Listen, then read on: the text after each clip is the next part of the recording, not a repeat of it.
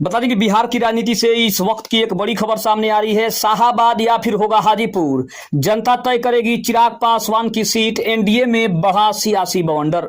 नमस्कार, मैं हूं संजीव और आप देख रहे हैं आप तक न्यूज। अगर आप हमारे चैनल पर नए हैं तो चैनल को जरूर सब्सक्राइब कर लें। बता दें कि बिहार की राजनीति से इस वक्त की सबसे बड़ी खबर सामने आ रही है। बिहार विधानसभा चुनाव में अब तक की सबसे बड़ी चर्चा चिराग पासवान की सीट को लेकर है। लोक जनशक्ति पार्टी रामविलास के राष्ट्रीय अध्यक्ष और केंद्रीय मंत्री चिराग पासवान ने साफ कर दिया है कि इस बार वे किसी सामान्य सीट से चुनाव लड़ने वाले हैं। इसका मतलब है कि अब सिर्फ चिराग पासवान समाज के नेता बनकर नहीं बल्कि पूरे बिहार के युवा सीएम फेस के रूप में अपनी पहचान गढ़ना चाहते हैं। सबसे चौंकाने वाली बात यह है कि उन्होंने यह निर्णय जनता पर छोड़ दिया है, यानी लोग तय करेंगे कि चिराग की सीट से मैदान में उतरे। अगर संभावित क्षेत्रों की बात करें तो शाहाबाद और हाजीपुर सबसे ज्यादा चर्चा में है। सूत्रों के मुताबिक शाहाबाद क्षेत्र से चुनाव लड़ने की मांग पार्टी नेताओं और कार्यकर्ताओं ने उठाई है। यहां का जातीय समीकरण चिराग पासवान के पक्ष में बताया जा रहा है।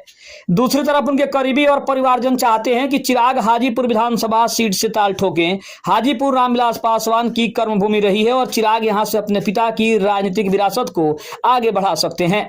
वहीं अगर हम बात करें एनडीए की, तो एनडीए की बेचैनी बढ़ने लगी है। चिराग के इस ऐलान के बाद एनडीए खेमे में हलचल तेज हो गई है। जदयू और हिंदुस्तान अवाम मोर्चा पहले ही सीट बंटवारे में अड़चने डाल रहे हैं और अब चिराग पासवान की 40 से ज्यादा सीटों की मांग ने बीजेपी के लिए आगे कुआं और पीछे खाई जैसी स्थिति बना दी है।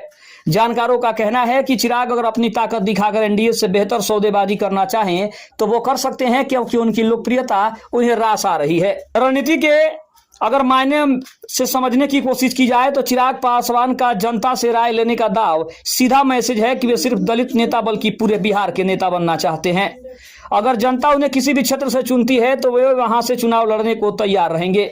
इससे उनकी छवि जनता का नेता, जनता का फैसला वाली बन रही है, जो भविष्य में उन्हें सीएम उम्मीदवार के रूप में पेश करने का रास्ता भी साफ करती है। बिहार चुनाव 2025 से पहले सबसे बड़ी खबर है कि चिराग पासवान का मास्टर स्ट्रोक जो है वो सामने आ रहा है। चिराग ने साफ तौर पर ऐलान कर दिया है कि वे इस बार आरक्षित नहीं बल्कि सामान्य सीट से चुनाव लड़ेंगे और सीट का चुनाव उनकी जनता करेगी। दूसरी तरफ अगर देखा जाए तो सूत्रों से यह भी खबर है कि शाहाबाद और हाजीपुर सबसे हॉट विकल्प बने हुए हैं। पार्टी के कार्यकर्ता शाहाबाद की मांग कर रहे हैं, जबकि परिवार चाहता है कि चिराग हाजीपुर से अपना ताल ठोके।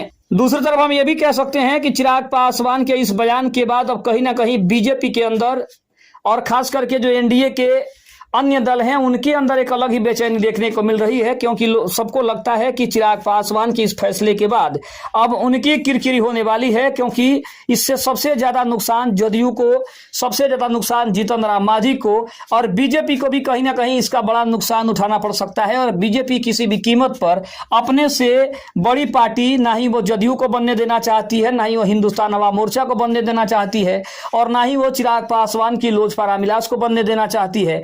बात उपेंद्र कुशवाहा की अगर कर लें तो उपेंद्र कुशवाहा को भी किसी भी कीमत पर पार्टी अपने से बड़े स्तर पर नहीं लेकर जाना चाहती, क्योंकि उसको पता है कि अगर ये छोटी छोटी पार्टियां अगर ज्यादा सीटें लेके आती है तो आने वाले विधानसभा चुनाव के बाद जब सरकार बनाने की बारी आएगी तो ये छोटे छोटे दल पार्टी के ऊपर बड़ा प्रेशर बनाएंगे और इससे ये होगा कि वो अपने मन मुताबिक मंत्रालय भी अपने पास रखेंगे, मन मुताबिक अपने मंत्री को भी रखेंगे। इसका मतलब स्पष्ट है कि बीजेपी किसी भी कीमत पर अपने से बड़े दल के रूप में किसी भी अन्य पार्टियों को रखना नहीं चाहती है और शायद यही कारण है कि चिराग पासवान के ऊपर अभी भी असमंजस की स्थिति दिखाई दे रही है।